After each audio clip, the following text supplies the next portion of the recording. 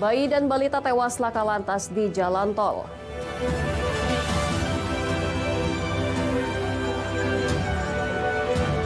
Demo protes IUP Batubara nyaris ricuh.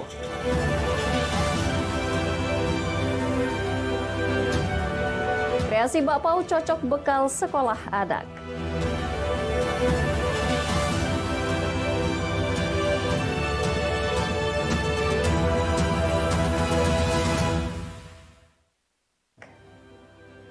Assalamualaikum warahmatullahi wabarakatuh. Selamat malam pemirsa.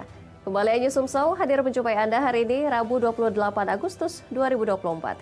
Selain 3 berita utama tadi, sejumlah informasi lainnya akan kami hadirkan untuk Anda bersama saya Anggi Pradita. Inilah News Sumsel selengkapnya.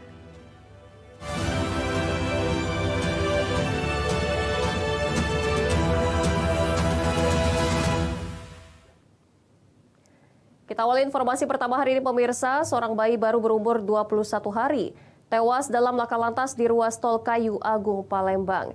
Selain bayi, 2 balita lainnya juga meninggal dunia.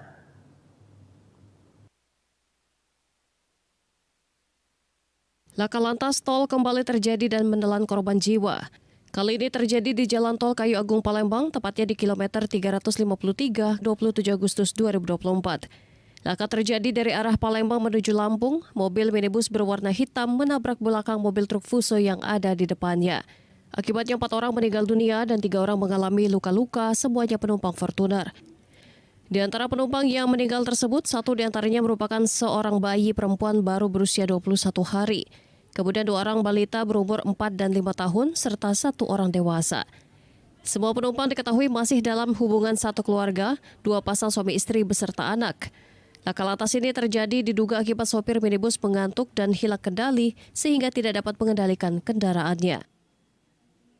Bersangkutan pengemudi Fortuner itu mengalami kelalaiannya di ngantuk dan kurang konsentrasinya beliau dalam mengendara, sehingga dalam kejadian tersebut kendaraan Fortuner menabrak bagian belakang truk Fuso tersebut.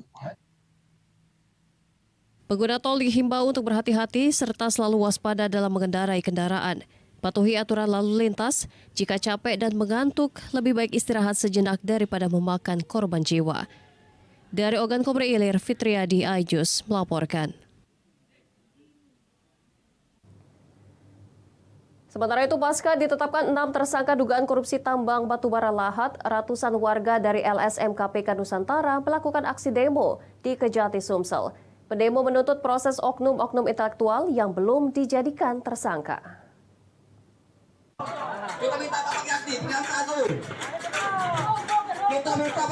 Ratusan warga yang tergabung dari Lembaga Swadaya Masyarakat KPK Nusantara menggelar aksi demo di Kejati Sumsel Rabu pagi. Sambil membawa spanduk berorasi menggoyang pagar Kejati Sumsel yang dijaga petugas kepolisian. Aksi pendemo dihentikan setelah perwakilan dari Kejati menemui masa aksi. Pihak Kejati Sumsel mengatakan telah menetapkan 6 orang tersangka korupsi tambang batubara lahat yang menyebabkan kerugian negara 555 miliar rupiah. Sementara itu, Dodo Arman, Ketua DPD Lembaga Swadaya Masyarakat KPK Nusantara menyatakan menuntut ada beberapa oknum intelektual yang belum tersentuh hukum, selain 6 orang yang telah ditetapkan sebagai tersangka. Pertama, kita mengucapkan apresiasi kepada Kejati Sumsel sudah masuk ke ranah tempat pertambangan. Namun yang sekarang kita lakukan adalah kita mendukung, mengapresiasi bahwa ada berapa oknum intelektual yang belum tersentuh. Kenapa? Karena yang ditangkap sekarang ini masih orang yang di bawah, bulan yang berperan yang aktor utamanya. Kasus dugaan korupsi di tambang batubara Kabupaten Lahat diduga merugikan negara sebesar 555 miliar rupiah. Kejati Sumsel menetapkan 6 orang tersangka, yakni ES, G, dan B selaku petinggi PT Andalas Bara Sejahtera, dan M, SA, serta LD selaku Kadis Pertambangan dan Energi Kabupaten Lahat periode 2010-2014. Dari Palembang, Guntur Yansyah, iNews melaporkan. Di informasi lainnya pemirsa, Balai Pengamanan dan Penegakan Hukum Lingkungan Hidup dan Kehutanan Wilayah Sumatera berhasil menggagalkan perdagangan cula badak yang bernilai fantastis. Dari hasil operasi diamankan 8 cula badak dan pipa rokok dari tulang dugong.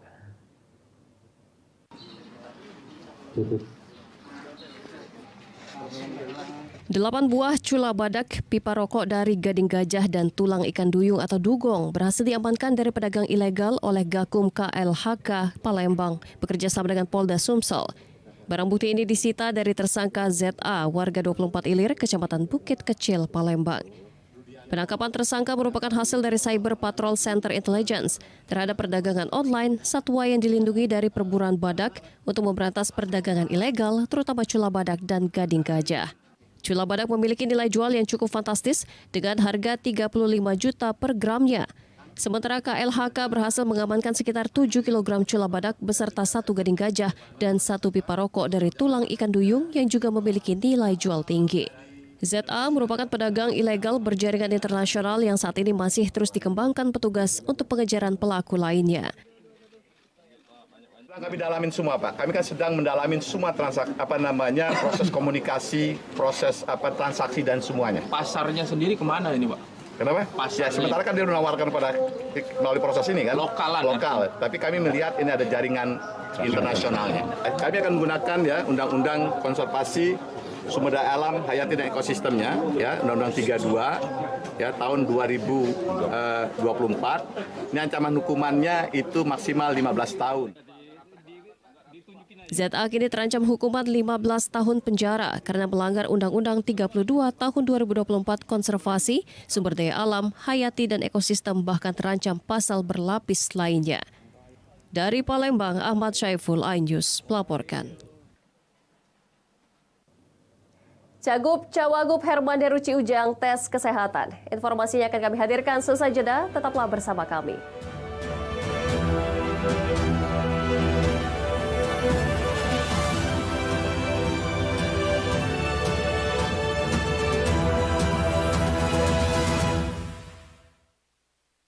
Mengupas makna dan tafsir Al-Quran bersama ulama terkemuka tanah air.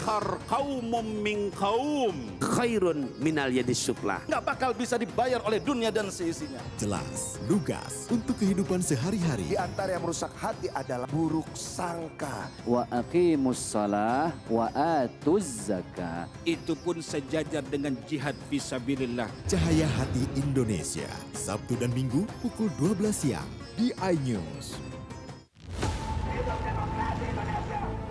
Mempertanyakan rasa keadilan. Negeri kami nampak kehilangan kemudi.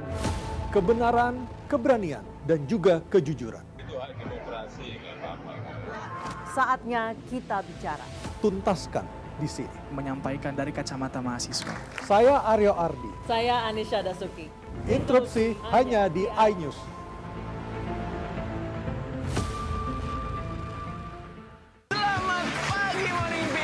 Hadir menemani pagi Anda dengan sajian informasi unik dan menarik. Jus bisa mengobati migrain. Sesuatu yang sangat enak di pagi hari. Oke, langsung kita bikin. Sangat membagongkan. Menghadirkan bintang tamu yang menginspirasi. Ada lebih dari 40 warna. Wow. Morning update ada pada hari ini.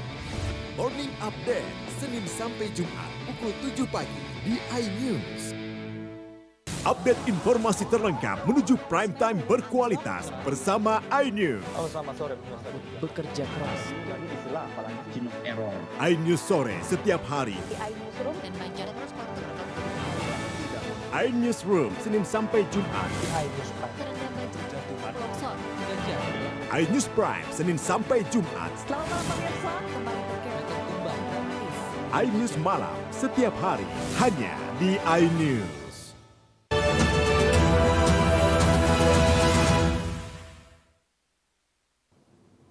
Anda masih bersama kami dalam iNews Sumsel.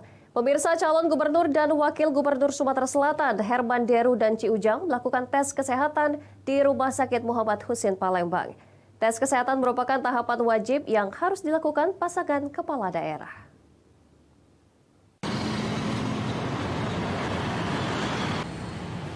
Setelah melakukan pendaftaran ke KPU Sumatera Selatan, Selasa 27 Agustus 2024, pasangan calon gubernur dan wakil gubernur Sumatera Selatan Herman Deru Ciujang melakukan pemeriksaan kesehatan. Pemeriksaan kesehatan meliputi medical check-up, kesehatan fisik, kesehatan jiwa, dan narkoba. Dalam rangkaian tes kesehatan, pihak KPU Provinsi Sumatera Selatan melibatkan dokter spesialis, psikolog, Badan Narkotika Nasional, serta pihak kepolisian. Pagi hari ini kami akan melakukan serangkaian pemeriksaan kesehatan yang akan dilaksanakan oleh tim pemeriksa kesehatan Rumah Sakit Muhammad Hussein. Pemeriksaan akan berlangsung selama 1 hari. Hari ini dilaksanakan untuk 3 pasangan calon. 1 pasangan calon gubernur wakil gubernur, 2 pasangan calon wali kota. Herman Deruci Ujang mengatakan sebelum ke Geraha, spesialis Rumah Sakit Muhammad Hussein telah mempersiapkan diri untuk melakukan tes kesehatan.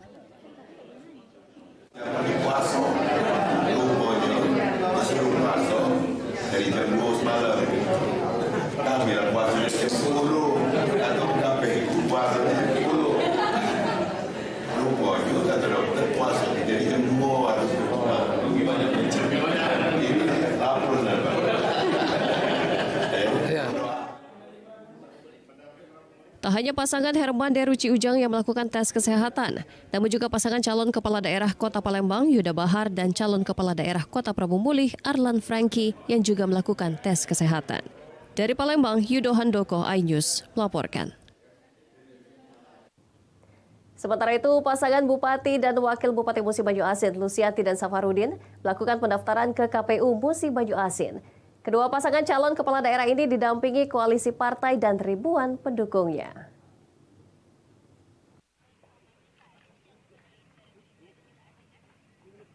Lusianti dan Safarudin resmi melakukan pendaftaran pemilihan Bupati dan Wakil Bupati Musi Banyu Asin pada Pilkada Serentak 2024 Rabu siang. Pendaftaran diawali titik kumpul di rumah 5 Simpang Y Kayu Ara, Musi Banyu Asin pukul 14 waktu Indonesia Barat. Lusianti dan Safarudin didampingi ribuan pendukungnya dari seluruh kecamatan di Musi Banyu Asin serta koalisi partai politik. Paslon Lusianti dan Safarudin didukung 8 partai parlemen, yakni PKN, PDIP, Golkar, PKB, Gerindra, PAN, Perindo, dan PKS. Kemudian ada partai non-parlemen, yakni Partai Gelora dan P3. Lusianti dan Safarudin diperkirakan meraih dukungan mayoritas masyarakat Musi Banyu Asin. Apalagi calon Wakil Bupati Banyu Asin Safarudin adalah kader Partai Golkar yang meraih 10 kursi dan memenangi pileg di Musi Banyu Asin tahun 2024. Alhamdulillah sudah kita dengarkan bersama-sama tadi bahwa pendaftaran kami sebagai calon bupati dan calon wakil bupati Kabupaten Musi Banyu Asin berkasnya sudah diterima dan nanti akan ditindaklanjuti dengan verifikasi. Kami mohon doanya kepada semua masyarakat Kabupaten Musi Banyu Asin, mendoakan mudah-mudahan kami dapat lolos sebagai calon bupati dan calon wakil bupati. Berkas pendaftaran keduanya diterima Ketua Komisi Pemilihan Umum Musi Banyu Asin di kantor KPU Muba di Jalan Merdeka nomor 808, Kecamatan Sekayu, Musi Banyu Asin. Selanjutnya paslon Lusianti dan Safarudin dijadwalkan melakukan tes kesehatan di Rumah Sakit Muhammad Hussein Palembang. Dari Musi Banyu Asin, Edi Lestari, iNews melaporkan. Pemirsa, di informasi lainnya, PDAM Tirta Musi Palembang memastikan musim kemarau tidak akan mempengaruhi produksi air bersih untuk warga kota Palembang. Pasalnya, selama kemarau berlangsung, PDAM Tirta Musi Palembang telah mengantisipasi dengan merubah intake sistem dari kanal menjadi sistem dermaga.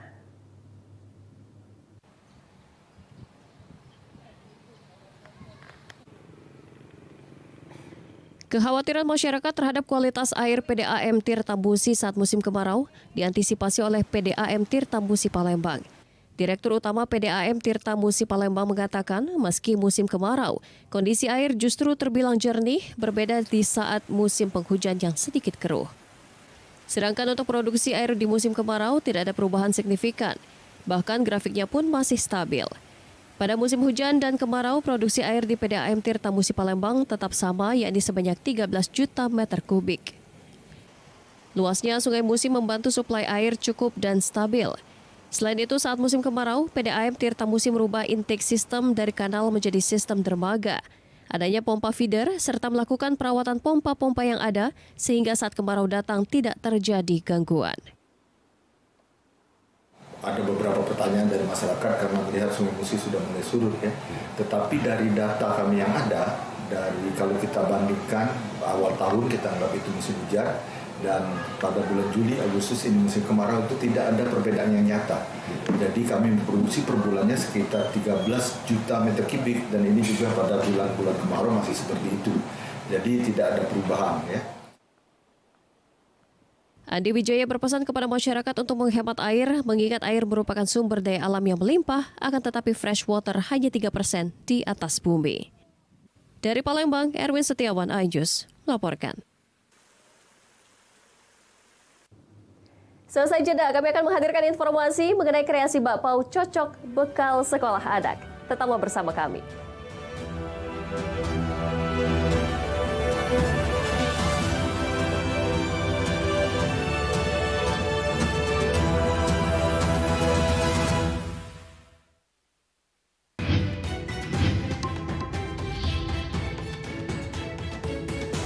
Kawal Pilkada 2024. Senin sampai Jumat pukul 12:30 siang live di iNews.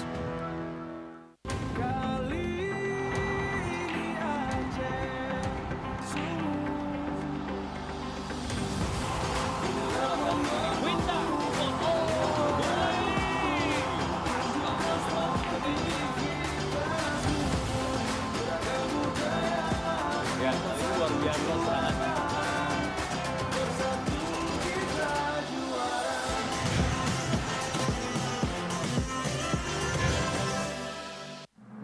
Suara tak layak dibungkam.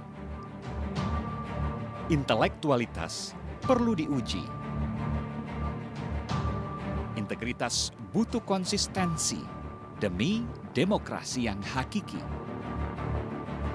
Suarakan kejujuran demi keadilan menuju kebenaran. Saya Aiman Wicaksono, saatnya rakyat bersuara.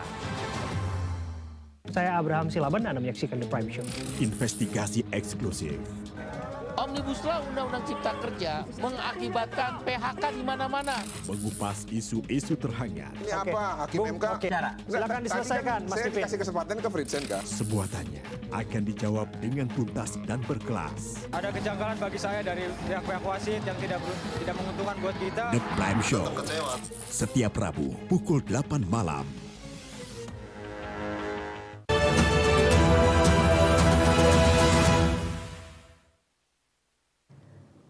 Terima kasih Anda masih bersama kami dalam iNews Sumsel. Pemirsa, BPBD Sumsel menggelar sosialisasi, komunikasi, dan edukasi rawan bencana. Tujuannya memberikan pemahaman kepada masyarakat tentang pentingnya mengantisipasi bencana, kerentanan suatu daerah, dan indeks daya dukung daerah ketika menghadapi bencana.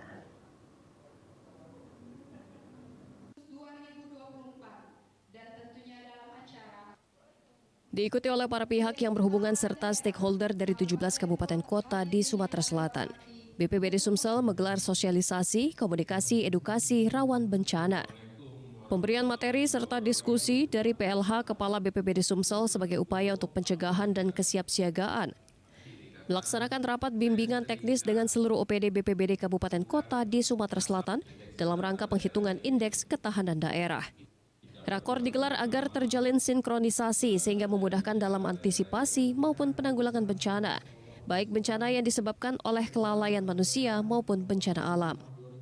Tetap berkomunikasi agar program BPBD Sumsel sebagai koordinasi terhadap BPBD di kabupaten maupun kota di Sumatera Selatan dalam memberikan bantuan ke daerah yang terkena bencana dapat selaras ketika BNPD pusat membutuhkan laporan, karena bencana lebih banyak berada di daerah-daerah. Indeks ketahanan daerah ini, sosialisasi, edukasi, dan informasi mensosialisasikan ke masyarakat seluruh stakeholder di Kabupaten Kota Sumatera Selatan tentang pentingnya sosialisasi tentang kebencanaan ini, Pak. Pertama, kita ada dua indikator. Yang pertama, kerentanan daerah, yang kedua daya dukung. Daya dukung yang disebut indeks ketahanan daerah. BPBD Sumsel mengajak pemerintah daerah di Sumatera Selatan untuk menyelaraskan, mensinergikan rencana mulai dari pra-bencana, tangkap bencana hingga pasca bencana. Dari Palembang, Ahmad Syaiful, iNews melaporkan. Kita beralih ke informasi kuliner, pemirsa. Mendengar kata bakpao pasti terbayang bentuknya bulat dan putih. Namun berbeda dengan yang satu ini, yaitu bakpao karakter Palembang yang disingkat Baperpao. Kreasi seorang ibu rumah tangga laris manis sejak dirintis tahun 2015 lalu. Berikut liputannya untuk Anda.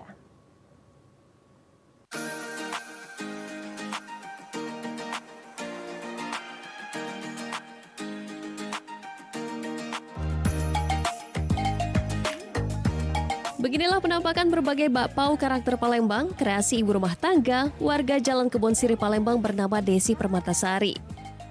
Baperpao menawarkan berbagai bentuk kartun yang familiar dengan anak-anak, serta Baperpao Jembatan Ampera. Ada rasa keju, stroberi, coklat, nanas, dan kacang hijau dengan harga Rp6.000 per pieces. Untuk membuat Baperpao ini dibutuhkan bahan baku antara lain tepung terigu, gula halus, ragi, garam, mentega putih, dan air. Langkah awal, campurkan bahan-bahan tersebut dalam sebuah baskom, lalu adon bahan-bahan sampai kalis.